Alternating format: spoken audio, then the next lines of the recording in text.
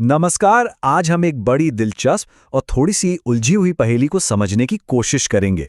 देखिए, एक तरफ तो भारत की इकोनॉमी दुनिया में सबसे तेजी से आगे बढ़ रही है, लेकिन दूसरी ही तरफ हमारी करेंसी यानी रुपया लगातार नीचे गिर रहा है।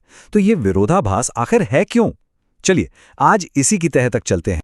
तो सवाल यही है ना? जब इकोनॉमी के ज्यादातर सिग्नल ग्रीन है, मतलब ग्रोथ रेट एकदम बढ़िया, महंगाई भी कंट्रोल में, तो फिर रुपया डॉलर के मुकाबले लगातार कमजोर क्यों हो रहा है? इस पूरी कहानी की शुरुआत होती है इस नंबर से, 90.82। हाल ही में भारतीय रुपया अमेरिकी डॉलर के मुकाबले अपने अब तक के सबसे निचले लेवल पर पहुंच गया। देखिए, ये सिर्फ एक नंबर नहीं है, ये इंपोर्टर्स के लिए, विदेश में पढ़ रहे स्टूडेंट्स के लिए और हमारी पूरी अर्थव्यवस्था के लिए एक बड़ी चेतावनी है। और बात सिर्फ गिरने तक ही नहीं रुकी है। इस साल भारतीय रुपया एशिया की सबसे खराब परफॉर्म करने वाली करेंसी बन गई है। मतलब इसने अपने पड़ोसी देशों की करेंसीज को भी पीछे छोड़ दिया है। ये एक ऐसा ट्रेंड है जिसने इन्वेस्टर्स और पॉलिसी मेकर्स दोनों की ही नींद उड़ा रखी है। तो चलिए इस विरोधाभास की पहली परत को खोलते हैं। यह समझना बहुत जरूरी है कि रुपए की ये गिरावट इतनी हैरान करने वाली क्यों है, खासकर तब जब देश के इकोनॉमिक इंडिकेटर्स इतने मजबूत दिख रहे हैं। देखिए, भारत के जो इकोनॉमिक फंडामेंटल्स हैं, मतलब हमारी अर्थव्यवस्था की नींव, वो काफी सॉलिड है। हम दुनिया के सबसे तेजी से बढ़ती बड़ी इकोनॉमी हैं, महंगाई काबू में है और हमारा ट्रेड डेफिसिट यानी व्यापार घाटा भी स्थिर है। इन सबको देखकर तो ऐसा लगता है कि रुपए को मजबूत होना चाहिए, कमजोर नहीं। तो फिर असल में हो क्या रहा है? इस पहेली को सुलझाने का जो पहला सुराग है, वो हमें भारत के बाहर यानी ग्लोबल स्टेज पर मिलता है।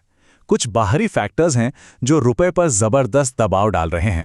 इसकी एक बहुत बड़ी वजह है अमेरिका के साथ बढ़ता हुआ ट्रेड टेंशन। ये टाइमलाइन देखिए, ये दिखाती है कि कैसे अप्रैल 2025 से ही टैरिफ का खतरा मंडरा रहा था और अगस्त आते आते अमेरिका ने भारतीय सामानों पर नए टैक्स लगा भी दिए। और ये कोई छोटा मोटा टैरिफ नहीं था।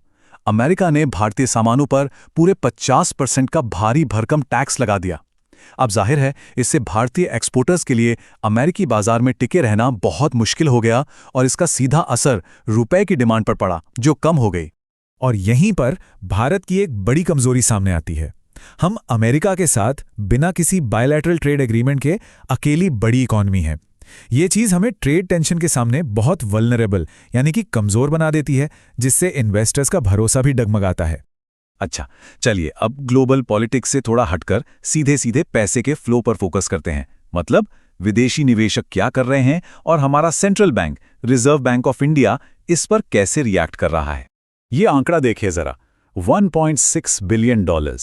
सिर्फ दिसंबर के महीने में ग्लोबल फंड्स ने भारतीय शेयर बाजारों से इतना पैसा निकाल लिया। अब जाहिर सी बात है, जब इतना सारा डॉलर देश से बाहर जाएगा तो रुपये की कीमत पर तो भारी दबाव पड़ेगा ही। तो सवाल उठता है कि ये इन्वेस्टर्स ऐसा थर क्यों रहे हैं? जवाब इन नंबर्स में छिपा है। इस साल भारतीय बाजारों ने करीब 8% का रिटर्न दिया है, जबकि अमेरिका में ये 23% और चीन में 27% रहा है। पैसा तो हमेशा बेहतर मुनाफे की तरफ ही भागता है और फिलहाल वो मुनाफा भारत के बाहर दिख रहा है। तो ये पैसा निकालने वाले हैं कौन? इन्हें कहते हैं एफपीआई या फॉरेन पोर्टफोलियो इन्वेस्टर्स। ये वो ग्लोबल फंड्स होते हैं जो किसी देश के स्टॉक मार्केट में पैसा लगाते हैं। जब ये पैसा लाते हैं तो रुपया मजबूत होता है और जब ये पैसा निकालते हैं तो रुपया कमजोर होता है। शॉर्ट टर्म में रुपये की चाल तय करने में इनका बहुत बड़ा हाथ होता है। इस सब के बीच हमारा सेंट्रल बैंक आरबीआई एक दुविधा में है। एक तरफ वो रुपए को थोड़ा गिरने दे सकता है, जिससे हमारे एक्सपोर्ट सस्ते हो जाएंगे और इकोनॉमी को बूस्ट मिलेगा। दूसरी तरफ वो अपने फॉरेन करेंसी रिजर्व का इस्तेमाल करके रुपए को मजबूत कर सकता है। लेकिन ऐसा लगता है कि फिलहाल आरबीआई ने ग्रोथ को ज्यादा प्राथमिकता दी है। तो अभी तक हमने कारणों की बात की, लेकिन इस कमजोर रुपए का आम लोगों और इंडस्ट्रीज पर असल में क्या असर पड़ता है? आइए देखते हैं कि इससे किसे फायदा होता है और किसे नुकसान। तो देखिए, इसके दो पहलू हैं।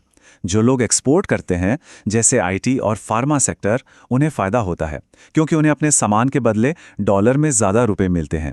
इसी तरह जो लोग विदेश से पैसा घर भेजते हैं और टूरिज्म सेक्टर के लिए भी ये अच्छा है। लेकिन जो लोग सामान इंपोर्ट करते हैं, जो स्टूडेंट्स विदेश में पढ़ रहे हैं या जिनका विदेशी करेंसी में कर्ज है, उनके लिए लागत बढ़ जाती है। और ये बात सिर्फ कहने के लिए नहीं है, इसका एक ठोस सबूत ये कोटेशन है। जैसे जैसे रुपया गिरा, भारत की टॉप आईटी कंपनियों का इंडेक्स, निफ्टी आईटी इंडेक्स, लगभग 14% तक बढ़ गया। ये सीधा सीधा कनेक्शन दिखाता है कि कैसे एक कमजोर रुपया एक्सपोर्ट करने वाले सेक्टर्स के लिए फायदेमंद हो सकता है।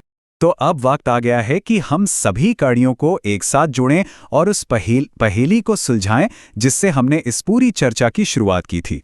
बैंक ऑफ बड़ौदा की एक स्टडी इस पहेली को सुलझाने में हमारी काफी मदद करती है।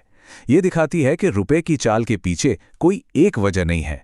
सबसे बड़ा हिस्सा यानी 40% विदेशी निवेशकों एफपीआईज के पैसे का है।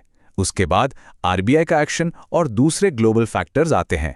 तो कुल मिलाकर कहानी ये है कि रुपए की ये जो गिरावट है वो काफी कॉम्प्लेक्स है। इसके लिए कोई एक विलेन नहीं है। ये ग्लोबल प्रेशर, फॉरेन इन्वेस्टर्स का मूड और हमारी घरेलू पॉलिसी, इन सब का मिला जुला नतीजा है। भारत के मजबूत फंडामेंटल्स एक कुशन की तरह जरूर काम करते हैं, लेकिन वो अकेले रुपए को गिरने से नहीं रोक सकते, खासकर जब विदेशी निवेशक बाहर जा रहे हों। तो भारत की अपनी अंदरूनी ताकत और बाहर से आते दबावों के बीच यही जो खींचतान है, वही रुपए का भविष्य तय करेगी। तो बड़ा सवाल यही है, क्या भारत की मजबूत नींव ग्लोबल अनिश्चितता के इस तूफान का सामना करने के लिए काफी होगी? खैर, इसका जवाब तो आने वाला वक्त ही देगा।